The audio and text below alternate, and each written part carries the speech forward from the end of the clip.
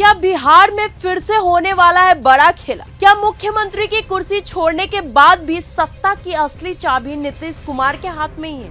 आखिर क्यों अचानक डिप्टी सीएम से काम का हिसाब मांगने निकल पड़े नीतीश कुमार? और क्यों दिल्ली से लौटते ही मुख्यमंत्री सम्राट चौधरी सीधे नीतीश कुमार के दरबार पहुंच गए?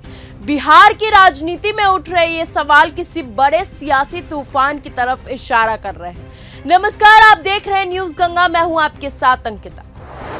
बिहार की राजनीति में एक बार फिर हलचल तेज हो गई है। मुख्यमंत्री पद छोड़ने के बावजूद नीतीश कुमार जिस तरह से सक्रिय नजर आ रहे हैं, उसने बीजेपी और एनडीए की भीतर बेचैनी बढ़ा दी है। डिप्टी सीएम से काम का रिपोर्ट कार्ड मांगना, जेडीयू नेताओं को सख्त संदेश देना और फिर एमएलसी चुनाव में पहले बड़ी राजनीतिक गतिविधियां, ये सब संकेत आखिर किस ओर इशारा कर रहे हैं? आइए समझते हैं पूरा मामला क्या है। बिहार की सियासत में चर्चा इसीलिए तेज है क्योंकि नीतीश कुमार अचानक एक्शन मोड में दिखाई दे रहे हैं। बताया जा रहा है कि जैसे ही मुख्यमंत्री सम्राट चौधरी दिल्ली के दौरे पर गए, नीतीश कुमार सीधे डिप्टी सीएम विजय कुमार चौधरी के आवास पहुंच गए। बंद कमरे में हुई बैठक के बाद जब नीतीश कुमार बाहर निकले तो उनका अंदाज काफी ज्यादा सख्त नजर आया।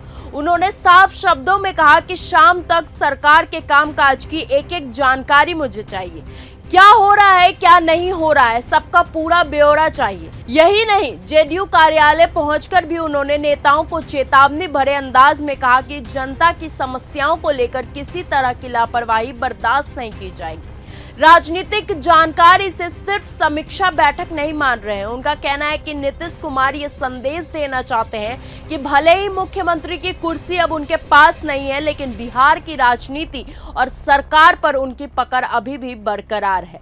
दरअसल पूरा मामला एमएलसी चुनाव से भी जुड़ा माना जा रहा है। खबर यह है कि 10 सीटों के बंटवारे को लेकर एनडीए के भीतर खींचतान चल रही है। बीजेपी 3 सीटों पर चुनाव लड़ना चाहती है, जबकि जेडीयू को 4 सीटें मिली हैं। इसके अलावा सहयोगी दलों को भी हिस्सेदारी दी गई है, लेकिन बीजेपी के अंदर ही कई नेता इस फॉर्मूले से खुश नहीं बताए जा रहे हैं। ऐसे में माना जा रहा है कि जेडीयू अपनी राजनीतिक ताकत का एहसास कराने में जुटी है। इसी बीच दिल्ली में हाई कमान से मुलाकात कर लौटे मुख्यमंत्री सम्राट चौधरी भी सीधे नीतीश कुमार से मिलने पहुंचे। बताया जा रहा है कि दिल्ली में हुई चर्चाओं और रणनीति की पूरी जानकारी उन्होंने नीतीश कुमार को दी।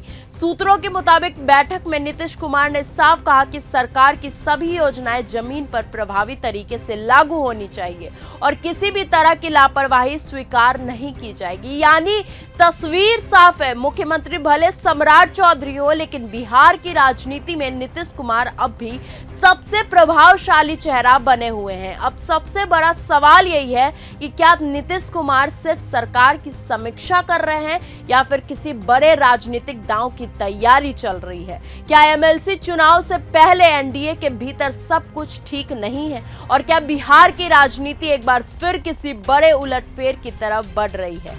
इन सवालों का जवाब आने वाले दिनों में मिलेगा, लेकिन फिलहाल इतना तो तय है कि नीतीश कुमार की बढ़ती सक्रियता ने बिहार की राजनीति का पारा जरूर चढ़ा दिया है। आप क्या सोचते हैं इस पूरे मामले पर? अपनी राय कमेंट बॉक्स में हमें जरूर बताएं। अगर आपको यह हमारा वीडियो पसंद आया हो तो इसे लाइक और शेयर करना बिल्कुल ना भूलें। साथ ही हमारे चैनल न्यूज गंगा को सब्सक्राइब और फॉलो जरूर करें ताकि देश और दुनिया की हर बड़ी खबर आप तक सबसे पहले पहुंचे।